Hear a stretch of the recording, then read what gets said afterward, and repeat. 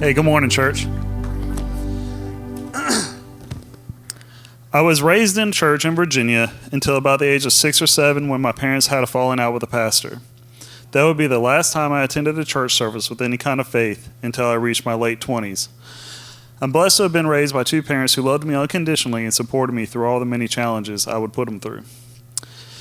In my teenage years, I discovered and embraced rebellion. If there was a rule, I sought out ways to break it and soon mastered how to lie to cover it up.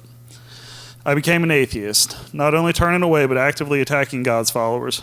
I would ridicule and taunt Christians because I was convinced I was smarter than they were, or I knew some kind of truth that they didn't know.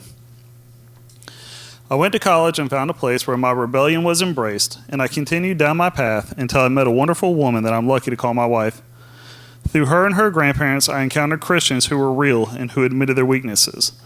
They showed me that God was real and made up for their failures. One day, I had a discussion with Mr. Powell about my atheism. I was expecting a lecture or some kind of Bible thumping, but it ended with a simple, "I hope you'll reconsider that." I did. Slowly, through spending time with her, her family, and other Christians, I moved from atheist to agnostic. I didn't know what I thought anymore. I would go on to a career where I would be able to help those in trouble and give them a second chance. I got a job with the state working probation parole. I loved my job. I was able to go into dark worlds and find bad people and take them away from society, and I was good at it. I began to look at everyone I would encounter through work as less than me. I began thinking that because I was an authority over them, I was somehow superior. Then, one of the darkest days of my life would occur. My great aunt had been sexually assaulted in her home. Not only was she attacked, but her attacker used her faith against her. I was floored. She had always been one of the greatest examples of a Christian in my life. She was always in church, always praying. I recall falling on my knees and asking God, "If you're real, how could you let something like this happen? Why her? She loves you so much." Then I had a moment of peace. I can't really explain it, but I wasn't sad. I wasn't angry. I had a clear thought that if I was going to ask him these questions, I need to be willing to look and find the answers. My great aunt showed a level of strength and bravery those coming days and weeks that didn't make sense to me.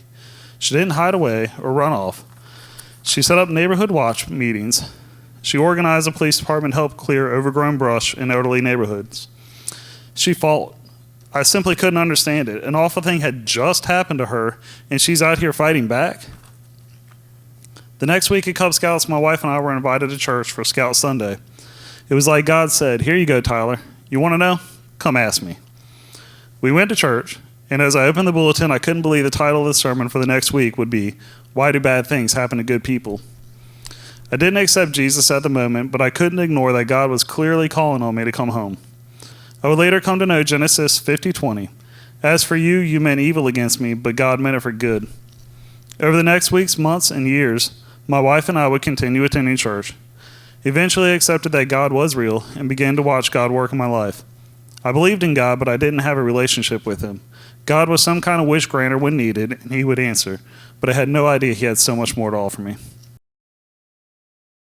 We would end up searching for a new church to call home. It wasn't an easy decision for us to make, but we knew we were missing something. We knew we wanted more for our kids. This led us to the WCC tent during the Whirligig Festival. We visited and knew we'd found our new church home. I was baptized and remember Mike Skinner praying with my family as tears streamed down my cheeks. I had been changed.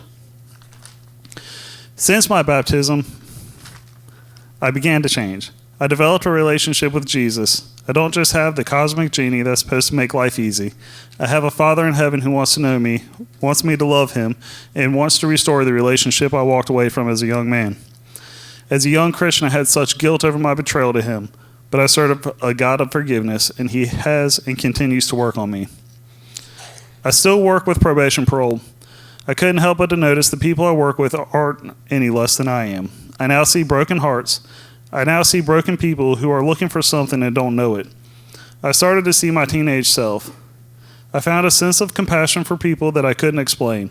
I see their hurt and now seek to help them through it instead of removing them from society.